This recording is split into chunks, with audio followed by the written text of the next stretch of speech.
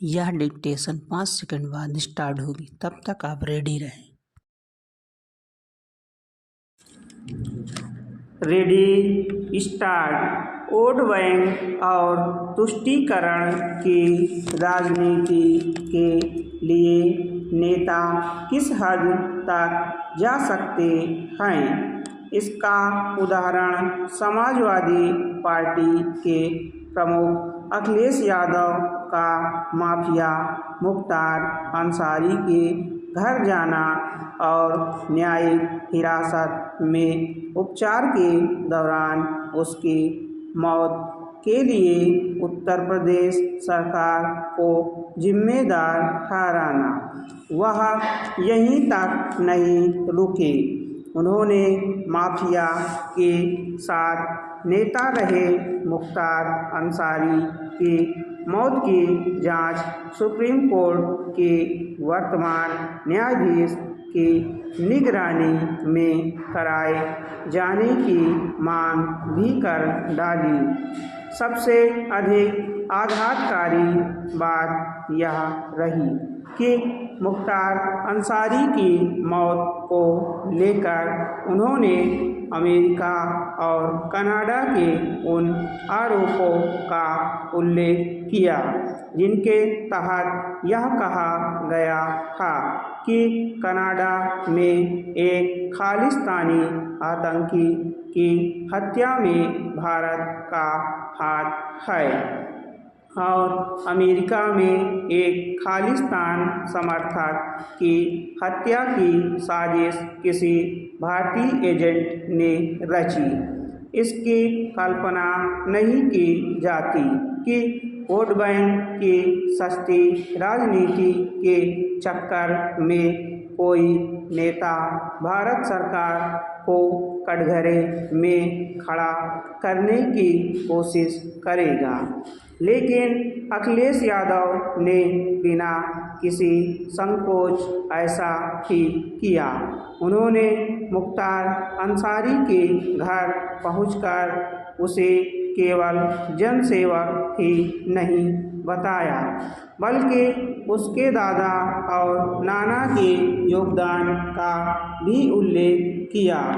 यह सही है कि मुख्तार अंसारी के दादा एक समय कांग्रेस के अध्यक्ष रहे थे और उसके नाना नौशेरा का शेर कहे जाने वाले और भारत पाक युद्ध के दौरान सर्वोच्च बलिदान देने वाले ब्रिगेडियर उस्मान थे। लेकिन क्या इसके आधार पर किसी को माफिया बनने और हत्या अपहरण सरीखे संगीन अपराध करने का लाइसेंस मिल जाता है?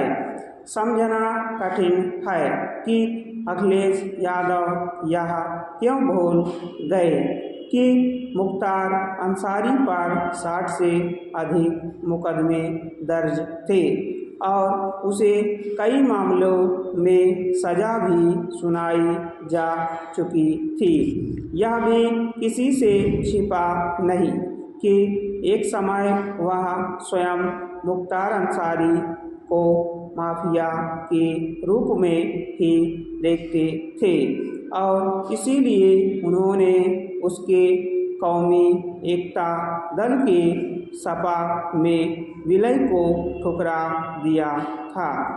यह मानने के अच्छे भले कारण हैं कि अखिलेश यादव ने मुख्तार अंसारी के घर जाकर इसलिए आक्रोश जताया क्योंकि असदुद्दीन ओवैसी उनसे पहले वहां पहुंच गए थे और उनके सहयोगियों ने यह शिकायत की थी कि आखिर अखिलेश यादव ने मुख्तार अंसारी के घर जाना जरूरी क्यों नहीं समझा। इसके बाद अखिलेश यादव ने अपने चचेरे भाई को मुख्तार के घर भेजा। ऐसा लगता है कि इसे उन्होंने पर्याप्त नहीं समझा और इसीलिए स्वयं वहां पहुंच गए। यह पहली बार नहीं है जब ऑटो के फेर में किसी माफिया की मौत पर दुख जताने के साथ सरकार को कटघरे में खड़ा किया गया हो। यह काम पहले भी होता रहा है। इस पर आश्चर्य नहीं कि ओवैसी और अखिलेश के साथ साथ बसपा और कांग्रेस के नेता भी मुस्लिम वोट बैंक को रिझाने के लिए मुख्तार अंसारी की मौत पर अफसोस जता चुके हैं।